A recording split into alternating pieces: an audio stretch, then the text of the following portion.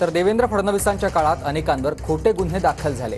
अनिल देशमुखांवर गुन्हा दाखल केला तसा फडणवीसांवर देखील करणार का, असा सवाल संजय राऊत यांनी केलाय. तर पुरावे असतील तर तेव्हाच सीबीआयनं देशमुखांवर कारवाई केली.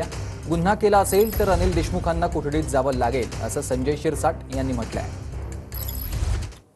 जे खोटे गुन्हे नोंदवले फडणवीसांच्या काळामध्ये, त्या संदर्भात फडणवीसांवरती गुन्हा दाखल करणार का? कसले खोटे गुन्हे? अशा गोष्टीत तुम्ही सीबीआयला आणता.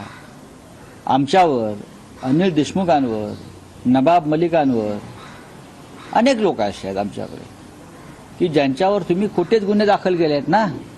मग ते खोटे गुन्हे करणारं गृह मंत्रालय, ईडीचे अधिकारी, त्यांच्यावरती कारवाई होणार आहे का? आज तुमच्या हातामध्ये सत्ता आहे, पॉवर आहे, पैसा आहे, म्हणून तुम्ही हे परत आम्हाला त्रास देत असाल तर या राज्याची जनता पाहते आहे. आता सीबीआय यंत्रणा आहे, ती यंत्रणा त्यांचं काम करेल. आता हे किती डिनाय करू, सीबीआयने जे काही गुन्हा दाखल केला आहे त्यांच्याकडे असलेल्या पुराव्याच्या आधारे केला असेल. जर तुमच्याकडे त्याला आता यांना फेस करावं लागेल. जर त्यात निर्दोष सुटले तर सुटले, किंवा जर असं केलं असेल तर निश्चित त्यांना कोठडीत जावं लागेल.